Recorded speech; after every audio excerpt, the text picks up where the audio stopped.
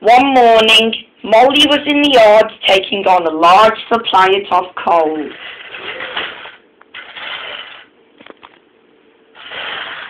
"That's the fourth load of coal you had today, Molly," said Edward. "Some might say that you've been rather greedy." "I'm an important engine," said Molly. "Important engines need plenty of coal, and I doubt it if you would understand that, Edward." Edward snorted and went out of his work.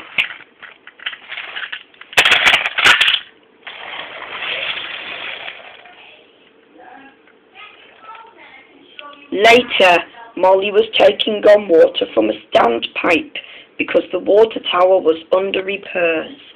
"I wouldn't drink too much of that water if I were you, Molly," said Peter Sam. "It might give you boiler ache." "Pa," said Molly. "What's this? Education Molly Day? Education Molly Day? First it was Edward and now you, Peter Sam. Big engines are big knees. Little engines are just annoying. Don't say I didn't warn you," laughed Peter Sam and steamed away back to the shed.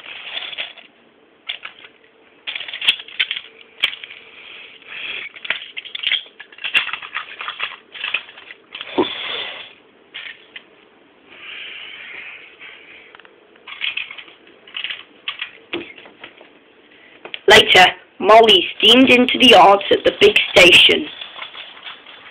"That's what I need," explained Molly. There, emerging out of the sheds, were two shiny tenders. "Now if I have two tenders," she said to herself, "I wouldn't have had to stop so often, and I won't have to listen to any more of those silly little engines." "Those tenders belong to a visitor," replied her driver. Derek snarled up alongside. "Everyone knows that tenders are a marvel and distinction that I'm afraid that no amount of tenders will save you in the end. We diesels are taking over and we don't need tenders to make us important. Not even one." Molly was most upset. She was feeling just the same next day. "I'm not happy," she moaned. "I know," put in Peter Sam brightly. "It's boiler ache." "It's not boiler ache," grumbled Molly. Of course it is," giggled Hank. "That water's bad. Have a good washout, then you'll feel like a different engine. Your boiler must be full of sludge." "Shut up," said Molly. She backed down on her coach, hissing warmly. "Cheer up, Molly," said the Fat Controller. "I can't, sir. Is it true what Derek said, sir?" "What did he say?" "That diesels are taking over." Don't worry,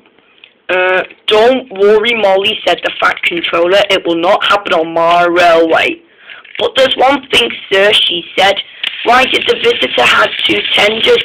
"Because he lives on a railway in between some coaling depots."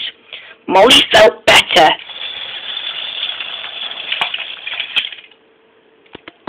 But Hank didn't feel so happy at all.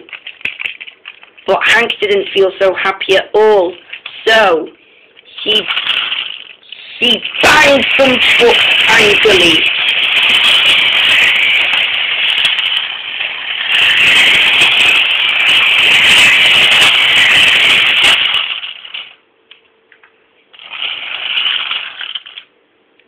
"I always work hard enough for two," he grumbled. "I deserve another tender."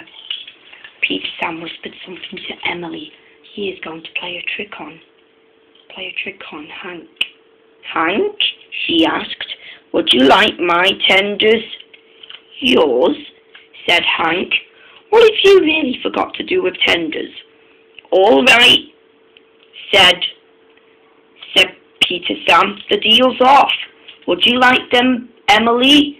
"I wouldn't need the crowd to be honor," said Emily. "It is a great honor," continued Peter Sam thoughtfully, "but I'm only a tank engine. Perhaps Edward might." "I'm sorry I was rude," said Hank hastily. "How many tenders have you, and where can I have them?" "I have 3, and you can have them this evening." "3 lovely tenders," chortled Hank. What a splendid sight I'll be.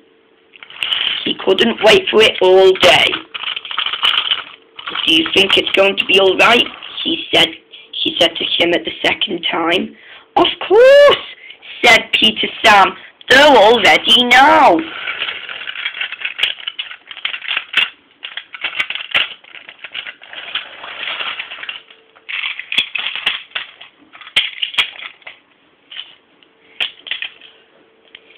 The other engines waited so that they can each get a good view.